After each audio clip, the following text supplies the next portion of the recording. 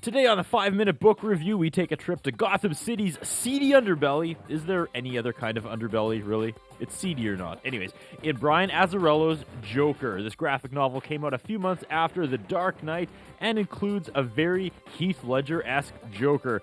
The story is unusually dark, even for a Batman story, and it starts off with the Joker just, being released from Arkham Asylum. Then it follows the life of one up-and-coming henchman who thinks he's made it to the big time because he suddenly found himself as the Joker's right-hand man.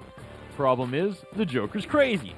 Problem is, he realizes it a little too late. Curtis wins the coin toss to start. 5-minute book review starring Ian and Curtis. Today we're going to take a look at Brian Azzarello's The Joker. This, of course, is the first and, to my recollection, only kind of graphic novel or piece of work that came out post The Dark Knight that has Heath Ledger-style Joker in it. Very surprised there wasn't more. I thought there'd be a flood of Heath Ledger Joker-style stuff coming out immediately after Dark Knight to follow up on the success and cash in. But really, I think this is the only thing that's come out. First time I read it, I loved it. Second time, left me a little indifferent, I'll be honest with you. I didn't really like it as much the second time around. It's a very adult Batman story. They really updated all the characters from Killer Croc to Batman and the Joker himself. Again, it's the Heath Ledger-style Joker, as you can tell by the horrible grimace on the front. And some things really worked when they updated it and made it. It's almost like an 18A graphic novel. It's really adult. Some things worked, some things not really the second time around. Again, Curtis Anderson's world is usually black and white. I either really like something or I really dislike it. I'm fence-sitting on this one. Ian, help me out. I can't disagree with you. I'm kind of fence-sitting on it, too. I enjoyed it. I enjoyed reading it, but like you said, it really felt like there was something missing from it. I felt like there should have been more. It's a excellent example of a crime noir graphic novel, not something that's being done much. Something that's being done more now, but still not as much lately. Something like a Sin City or something, but Sin City is more of a complete world. This is, like you said, an updated version, but at the same time, you feel like it's almost more trading off the fact that the Joker character in it looks like Heath Ledger. Brian Azzarello is a great writer. 100 Bullets is a fantastic series, but this doesn't feel as much to me. I don't know if that makes sense, but it doesn't feel like the world is as complete. Like Batman is a massive universe. He's been around forever at this point, and this world feels like there's a lack in the update. And in some ways I like what they did to some of the characters, some of them I don't. I thought that maybe there was a little bit more he could have told us about this new Joker.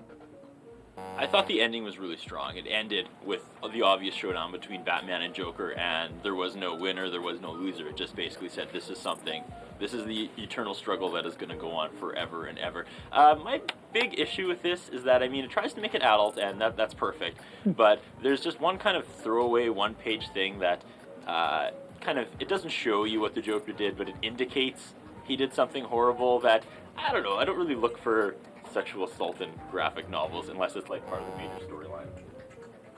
Yeah, not my cup of tea either, but it's one of those things. If they're going to go for an adult sort of theme, they got to go adult, I guess. I'm not sure how I felt about the ending. Like you said, Batman comes, it's obvious, they fight, but almost for that reason, it might have been better if they left the Batman completely out of it. It is called Joker. Maybe the story should have just been like it was 90% focused on the Joker and his interactions with the denizens of Gotham City. Maybe it should have been left to him, and Batman just should have never made an appearance.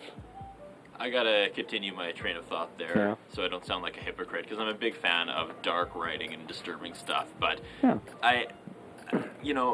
putting sexual assault in a graphic novel, that's fine with me. I'll go there, but as long as it's kind of made a big deal, Ian, as long as it's kind of like a major part of the story. If this was just kind of a one-page, let's insinuate what happened and move on with the rest of the story, it just kind of momentarily took me out and dropped my jaw and thought, that really was kind of unnecessary. I don't know about that so much. I'm not a big fan of it being used as a plot device.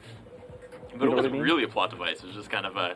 insinuated or otherwise, it's still being used as a plot device, and it doesn't work in this story. Like, I can see what they're trying to do, like I said, going for more mature, like you said as well, but I think they missed with that. I think there's a number of sort of intense sort of right hooks this story goes for, and I think it misses in a lot of them, unfortunately.